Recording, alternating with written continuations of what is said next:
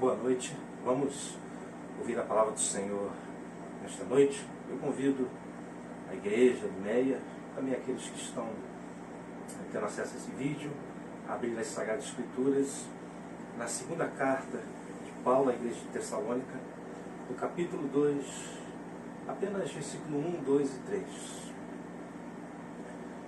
Diz assim o texto sagrado: Irmãos, quanto à vinda do nosso Senhor Jesus Cristo e a nossa reunião com Ele, rogamos a vocês que não se deixem abalar, nem alarmar tão facilmente, quer por profecia, quer por palavra, quer por carta, supostamente vindo de nós, como se o dia do Senhor já tivesse chegado. Versículo 3. Não deixe que ninguém os engane, de modo algum, antes daquele dia virá a apostasia, então será revelado o homem do pecado. Vamos orar. Senhor, Deus Pai, estamos aqui nesta noite, mais uma vez, para ouvir a Tua voz, através das Sagradas Escrituras. Que nesta noite eu possa ser um canal de bênção para a ICN Vermelha, para todos aqueles que estão tendo acesso a esse vídeo e ouvir a Tua palavra. É isso que eu te peço, no nome de Jesus.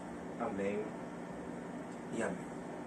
Bom, a segunda carta de Paulo à igreja de Tessalônica tem como propósito complementar os ensinos de Paulo na primeira carta e corrigir também um anúncio prematuro e perturbador de que o dia do Senhor havia chegado. Pessoas alvoroçadas começaram a dizer que o dia do Senhor chegou. Começaram a espalhar isso. E por conta disso começou uma inquietação na igreja. Pois, se Jesus voltou, nós ficamos. Alguns deles começaram a pensar sobre isso. Parte da igreja foi arrebatada e nós ficamos. Pensavam alguns deles.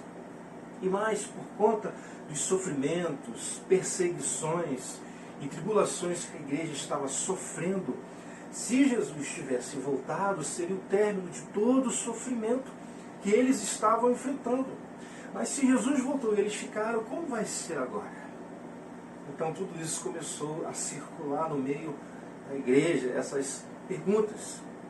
Então, era essa questão que começou a perturbar aqueles irmãos. Esse era o problema que Paulo estava enfrentando. Por isso que Paulo começa a carta tratando deste assunto. Irmãos, quanto à vinda de nosso Senhor Jesus Cristo e a nossa reunião com Ele, rogamos a vocês que não se deixem abalar, nem alarmar tão facilmente, quer por profecia, quer por palavra, quer por carta, supostamente vinda de nós, como se o dia do Senhor já tivesse chegado.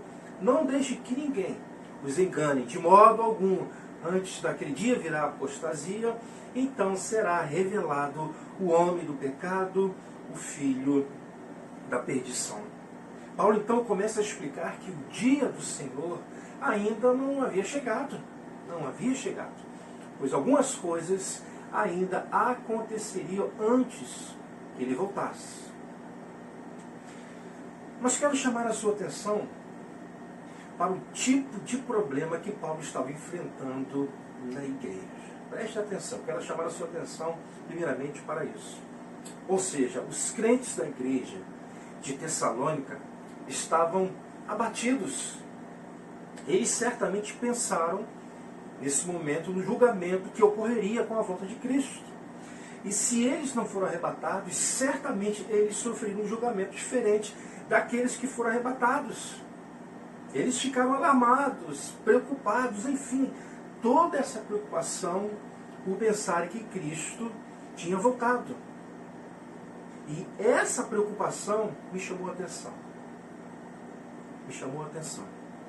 Pois fica claro que, primeiro, o conceito sobre a volta de Jesus estava bem vivo na igreja de Tessalônica. Esse conceito estava bem vivo. Segundo ponto, eles viviam nessa expectativa de que Jesus de fato ia voltar a qualquer momento. Meus irmãos, alguns desorientados levavam tão a sério a volta de Jesus que, de maneira errada, deixaram até de trabalhar.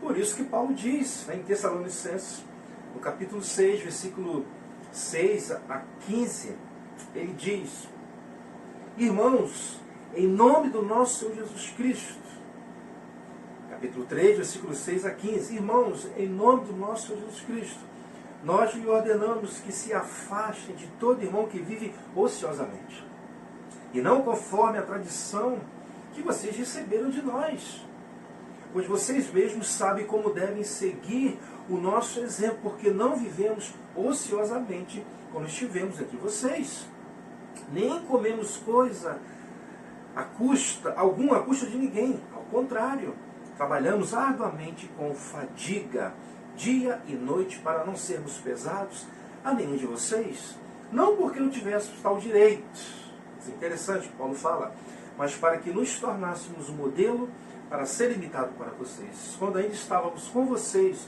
nós lhe ordenamos isto: se alguém não quiser trabalhar, olha ele tocando no ponto, também não coma, pois ouvimos que alguns de vocês estão ociosos, não trabalham, mas andam se intrometendo na vida alheia. A tais pessoas ordenamos e exortamos no Senhor Jesus Cristo que trabalhem tranquilamente e comam o seu próprio pão. Quanto a vocês, irmãos, nunca se cansem de fazer o bem.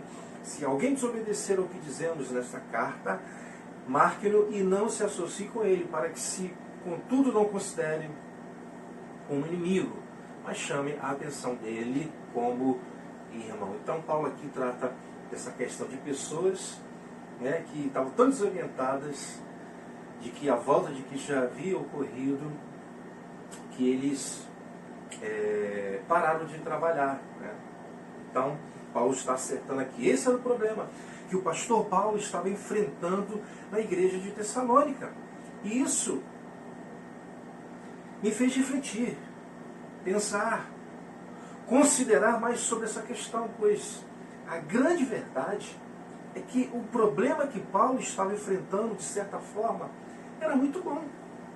Que isso, pastor? Sim, era muito bom.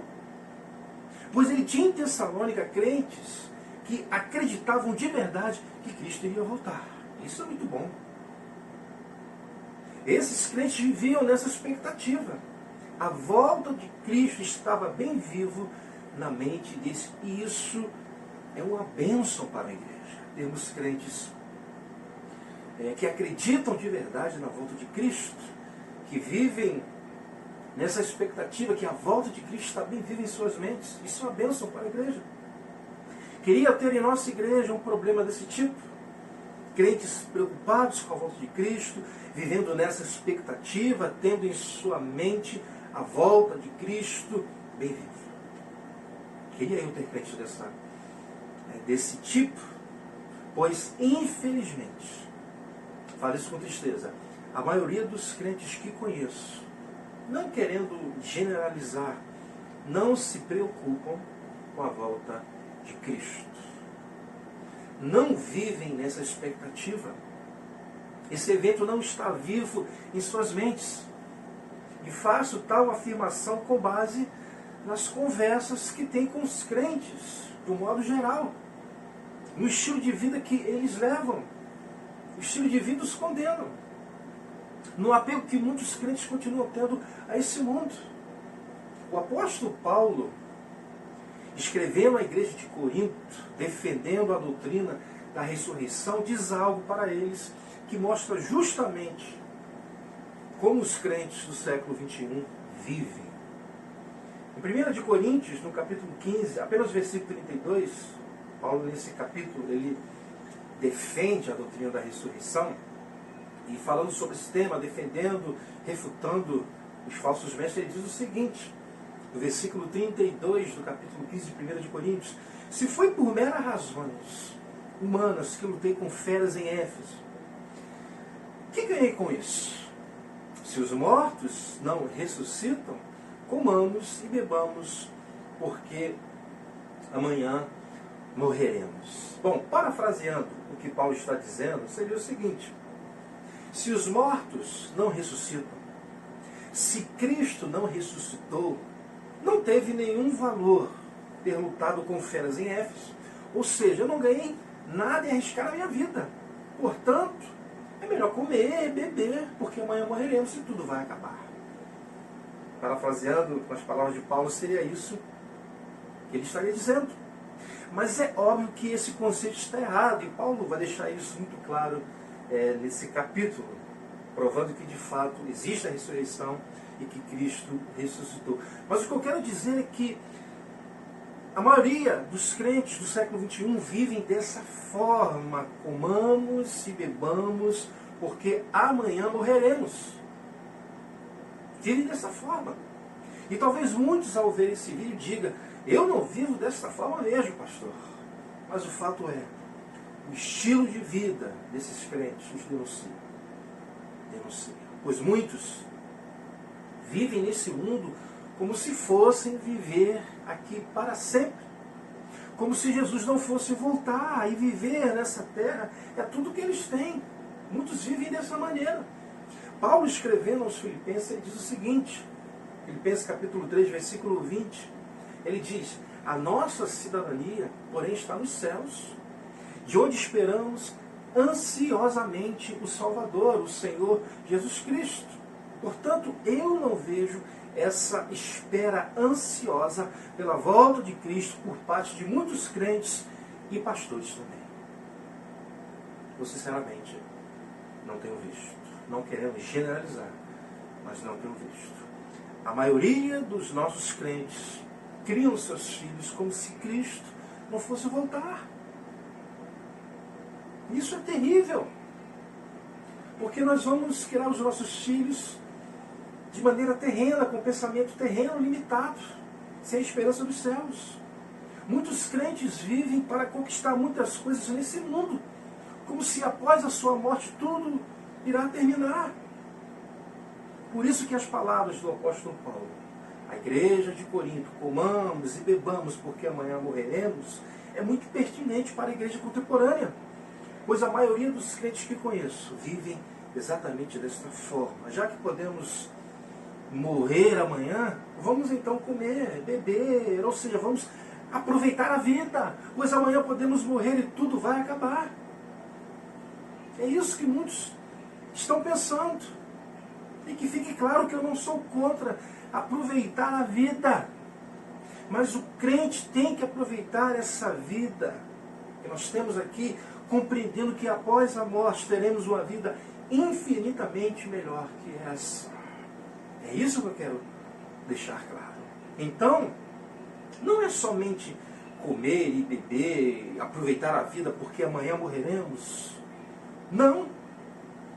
É comer, beber, porque amanhã morreremos e passaremos a vida eterna com Deus. Esse é o conceito correto. E mais, muitos filhos de Deus vão comer e beber, vão aproveitar esta vida e não morrerão. Porque Jesus ele vai voltar.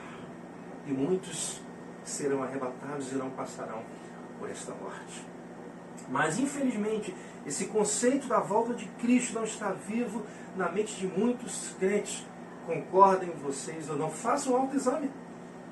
Diferente da igreja de Tessalônica, em que este conceito estava muito vivo.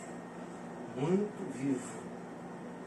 Voltando então aqui para o bom problema que o apóstolo Paulo estava resolvendo em relação à volta de Cristo na igreja de Tessalônica, o que eu estou considerando, mesmo eles tendo uma visão equivocada, mas o que eu estou considerando muito positivo nesse problema é a seriedade que eles levavam da volta de Cristo. Seriedade essa que eu não vejo em nossos dias por grande parte dos crentes e de pastores também.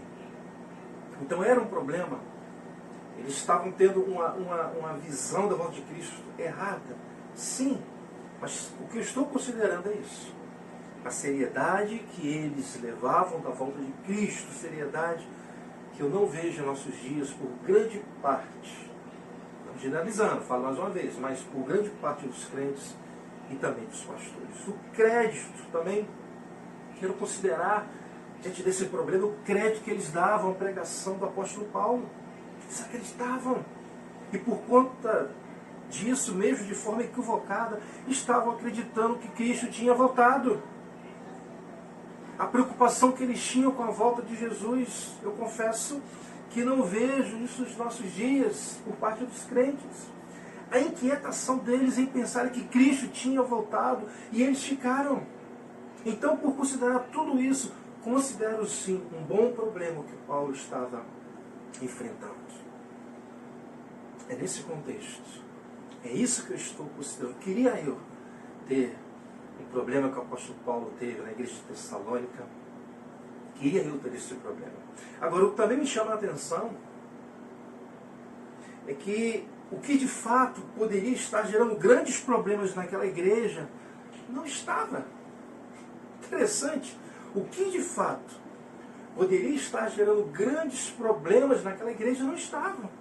Pois essa igreja estava sendo perseguida, essa igreja eles estavam sendo atribulados, eles estavam sofrendo, mas veja o que Paulo fala sobre a igreja. 2 Tessalonicenses capítulo 1, versículo 3 e 4. Olha só o que ele diz. Irmãos, devemos sempre dar graça a Deus por vocês. E isso é justo, porque a fé que vocês têm cresce cada vez mais. E muito aumenta o amor de todos vocês, uns pelos outros. Olha que coisa tremenda. Por esta causa, ou seja, por tudo isso que estava acontecendo, por esta bênção, por esse crescimento da fé, do amor, por esta causa, nos gloriamos em vocês, entre as igrejas de Deus, pela perseverança e fé demonstrada por vocês em todas as perseguições e tribulações que estão suportando. Louvado seja Deus. Meus irmãos, atentem para isso. Em meio à tribulação, perseguição, sofrimento, Paulo diz que a fé deles crescia cada vez mais. Que eles continuavam perseverando na fé. E que o amor deles aumentava em muito, uns pelos outros. Que coisa tremenda!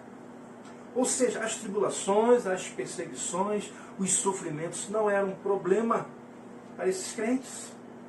Pois nada disso impedia essa igreja de crescer cada vez mais na fé, continuarem perseverando na fé, e que o amor deles aumentasse muito uns pelos outros. Nada disso era empecilho, era problema.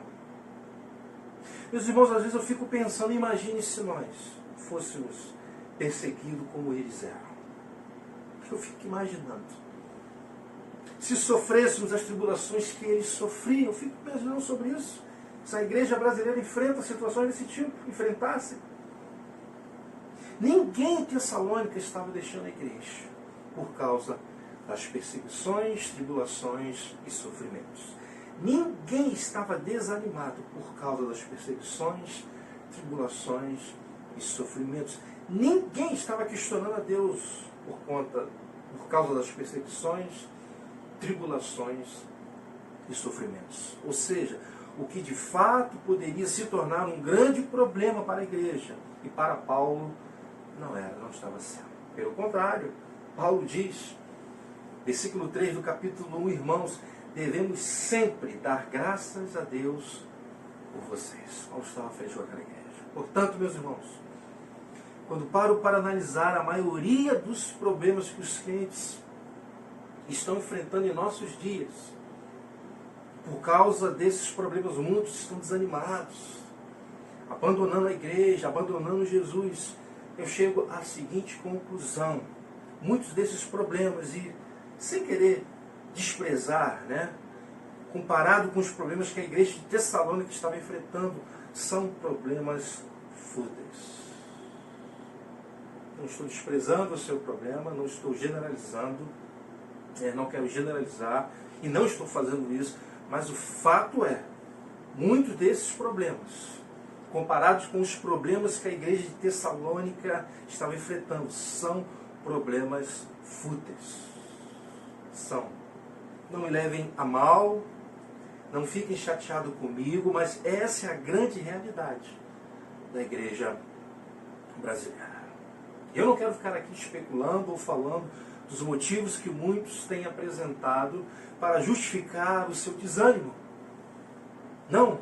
Mas eu tenho certeza que ninguém aqui, no nosso contexto, no contexto brasileiro, está sendo perseguido como eles estavam. Ninguém. Passando por tribulação como eles estavam, ou sofrendo como eles estavam. Esse não é o nosso contexto, e graças a Deus por isso. Então, o que eu gostaria muito de ver são pessoas chegando a mim com problemas assim. Por exemplo, pastor, se Jesus voltar hoje, será que eu vou para o céu? Pessoas preocupadas com a situação. E eu, então, orientado sobre o assunto. Problemas como pastor, eu estou muito desanimado, pois eu não aguento mais viver nessa terra, estou ansioso para ir para o céu. Pastor, quando será o arrebatamento? Pastor, eu estou desanimado. Sim, eu estou desanimado, porque eu não consigo ver uma vida de oração. O Senhor pode me ajudar? Problemas desse tipo, que eu gostaria que chegasse até mim. Eu não estou conseguindo manter um plano de leitura bíblica, eu não consigo estudar as Sagradas Escrituras, o Senhor me ajuda. Eu não consigo crescer na fé, o Senhor me ajuda. Eu não consigo me santificar, mas eu quero agradar ao meu Deus, o Senhor me ajuda. Eu não consigo perdoar o meu irmão, como eu faço para vencer esta barreira? O Senhor me ajuda. Eu não consigo amar os meus irmãos. Então são problemas desse tipo que eu gostaria muito que chegasse até mim. Então por isso que eu digo que o problema do apóstolo Paulo era um problema muito bom. Agora, qual era o segredo dessa igreja? Qual era o segredo dessa igreja? Que em meio à perseguição, tribulação, sofrimento, crescia na fé cada vez mais. Tinha uma fé perseverante, tinha um amor crescente entre os irmãos. Qual era o segredo dessa igreja? O segredo é que eles viviam para agradar a Deus. Aqui está o segredo deles. Pois observe que Paulo já tinha instruído a igreja a viver a fim de agradar a Deus. E era justamente dessa maneira que eles estavam vivendo. No capítulo 4, do versículo 1, mostra isso. Olha o que Paulo diz. Quanto ao mais, irmãos, já os instruímos acerca de como viver a fim de agradar a Deus. E, de fato, assim vocês estão procedendo. Paulo tinha instruído o modo que eles tinham que viver para agradar a Deus, e eles estavam procedendo da maneira que Paulo estava ensinando. E continua, agora pedimos e exortamos a vocês do Senhor Jesus que cresçam nisso cada vez mais. Ou seja, nós estamos diante de uma igreja obediente, que estava obedecendo o que Paulo pediu, que eles vivessem para agradar a Deus. Eles estavam procedendo dessa maneira. O que Paulo pede é que eles cresçam nisso cada vez mais. Ou seja, em agradar a Deus. Meus irmãos, como a igreja vive para agradar a Deus, como a igreja de Tessalônica, não será tribulação, perseguição, sofrimento que impedirá que ela continue agradando a Deus.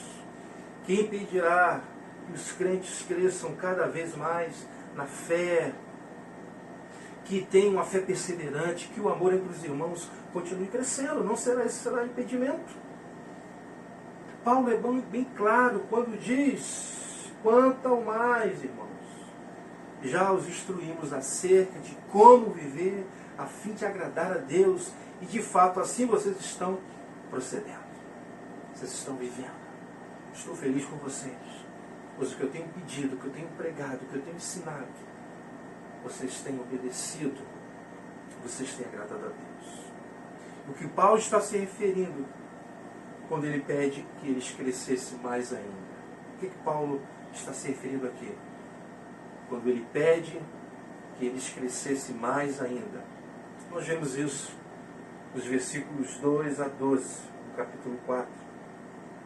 Versículo 2 diz, pois vocês conhecem os mandamentos que lhe demos pela autoridade do Senhor Jesus Cristo. Aí no versículo 3 ele vai começar a mostrar. Veja então que ele vai tocar, vai falar sobre santidade, amor e o trabalho deles. O trabalho, diga, o trabalho secular.